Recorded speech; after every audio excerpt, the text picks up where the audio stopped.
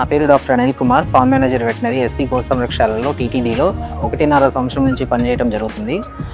నేను ఉదయాన్నే 7 గంటల నుంచి డ్యూటీకి విధుల్లోకి రావడం జరుగుతుంది. ఉదయాన్నే 7 గంటలకు డ్యూటీలోకి రాగానే వర్క్ అలాట్మెంట్ అనేది చేయడం జరుగుతుంది. వర్కర్స్ అందరూ ఒక చోట ఉదయాన్నే 7 గంటలకు గ్యాదర్ అయ్యి ఎవరెవరు ఏ షెడ్యూల్లో ఏ పనులు చేయాలో ప్రతి షెడ్కి ఒక్కొక్క మనిషినో 2 మనుషుల్లో, మిల్కింగ్ షెడ్స్ అయితే 4 మనుషుల్ని, మిల్కింగ్ షెడ్స్ కాకుండా ఉన్న షెడ్స్లో అయితే బేస్డ్ ఆన్ యానిమల్ కెపాసిటీని బేస్ చేసుకొని ఒకళ్ళని 2 అనేది అలాట్మెంట్ చేయడం జరుగుతుంది. వర్క్ అలాట్ చేసిన తర్వాత ప్రతి షెడ్ని ఒక 1 or 2 times రెగ్యులర్గా రొటీన్ చెకింగ్ అనేది జరుగుతుంది. ఏమైనా యానిమల్స్ ఇన్ హెల్త్లో ఉన్నా సరే, ఏమైనా ఇబ్బంది పడుతూ ఉన్నా సరే, ఏమన్నా లెగటానికి ఇబ్బంది పడుతున్నా సరే, ఇటువంటి యానిమల్స్ ఏమైనా అన్హెల్దీ యానిమల్స్ ఏమైనా ఉన్నా సరే దాన్ని ఐడెంటిఫై చేసి ప్రాపర్ ట్రీట్మెంట్ అనేది, ప్రాపర్ డయాగ్నోసిస్ అనేది చేసి ప్రాపర్ ట్రీట్మెంట్ అనేది ఇవ్వడం జరుగుతుంది. అయ్యా, ఇక్కడ గో సంరక్షణశాలలో 2 డ్యూటీలు ఉంటాయి అయ్యా. ఉదయం 7 నుంచి సాయంత్రం 5:30 వరకు ఒక డ్యూటీ, రాత్రి 7:30 నుంచి మళ్ళీ ఉదయం 7 గంటల వరకు ఒక డ్యూటీ, 2 డ్యూటీలు ఉంటాయ్యా. ఇది కాకుండా 3వ డ్యూటీ పాలు పిండే వాళ్ళు కూడా ఒక డ్యూటీ ఉందయ్యా. మేము ఉదయం 7 గంటలకు వచ్చిన తర్వాత మాకు అక్కడ గంట కొడతారు వెంకటేశ్వర స్వామి గుడికాడ. అందరినీ పేరున పిలిచి మాకు కేటాయించిన పని విధంగా మేము షెడ్లకు వస్తాం. షెడ్లో వస్తే మొదటగా గోవు దగ్గర శుభ్రంగా ఆవు దగ్గర ఉండే పేడలంతా ఎత్తి బండికి వేసుకొని బండిని తీసుకుని దెబ్బలో దోసేసిన తర్వాత మళ్ళీ బండి తెచ్చి దాని యథాస్థానంలో బండి పెట్టేసి మళ్ళీ బయట షెడ్డుకి 4 వైపులా శుభ్రంగా షెడ్డుని శుభ్రపరచుకొని దాని తర్వాత దానాకి వెళ్తామయ్యా.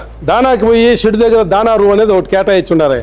అక్కడికి పోయి దానా తీసుకొని వాళ్ళకి కేటాయించిన షెడ్ల దగ్గర దించుకుంటాం. దించుకున్న తర్వాత మాకు నీళ్ళు వచ్చే టైం అవుతుంది. నీళ్ళు వచ్చిన టైంలో శుభ్రంగా శుభ్రంగా షెడ్ని కడుక్కొని, ఈ ఎండాకాలంలో ఆవుకి 2 పూట్ల ఉదయం 9 గంటలకి ఆవు పైన నీళ్ళు చల్లుతాము, మళ్ళీ మధ్యాహ్నం 11 గంటలకి నీళ్ళతో శుభ్రంగా ఆవుని కడగతాం. ఎందుకంటే ఎండ వేడి ఎక్కువ ఉంది కాబట్టి గోవుని కాపాడుకున్నామనే ఒక దీంతో మా పై అధికారులు డాక్టర్లు గారి సూచనల మేరకు వాళ్ళు చెప్పిన దాన్ని బట్టి మేము ఆ విధంగా చేస్తూ ఉంటామయ్యా.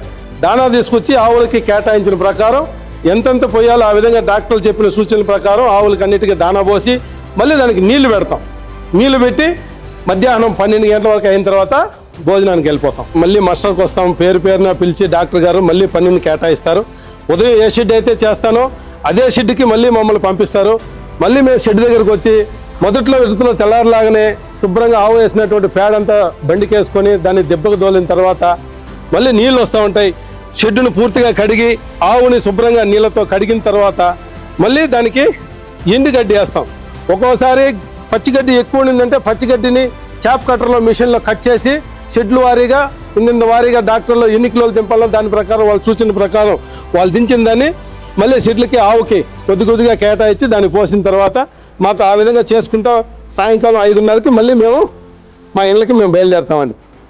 సాయంత్రం 5:30 పైన నైట్ డ్యూటీ అనే షిఫ్ట్ అనేది ఉంది. వాళ్ళు పగులు అయితే మేము ఏదైతే చేస్తామో నైట్ కూడా అదే ప్రకారం వాళ్ళు చేసి ఉదయం కూడా మళ్ళీ నీళ్ళు వస్తాయి.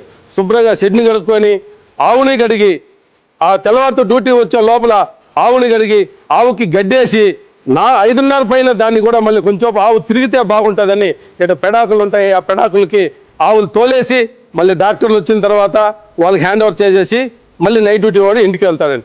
ఇది ప్రతినిత్యం జరిగేది. ఆ విధంగా ప్రతినిత్యం గోవుని కన్నబిడ్డల కన్నా మిన్నగా చూసుకుంటూ ఈ సమస్యను నమ్ముకొని మేము మా కుటుంబాలు బతుకుతున్నాయి. మై నేమ్ ఈస్ డాక్టర్ భువన. నేను ఇక్కడ టీటీడీ గోశాలలో లాస్ట్ 1 year నుంచి చేస్తున్నాను. ఇక్కడ మన గోశాలలో మనం 14 breeds మెయింటైన్ చేయడం జరుగుతూ ఉంది. దేశవాళీ ఆవుల్ని మాత్రమే మనం ఇక్కడ మెయింటైన్ చేసి వాటి పాలు మాత్రమే మనం అభిషేకంకి దేవుడికి పంపించడం జరుగుతూ ఉంది. ఎవ్రీడే కూడా మనం షెడ్స్ అన్ని తిరిగి ఏమైనా యానిమల్స్కి ఇబ్బందిగా ఉంటే మనం వాటిని సపరేట్ చేసి వాటికి ట్రీట్మెంట్ అయితే ఇవ్వడం జరుగుతూ ఉంది.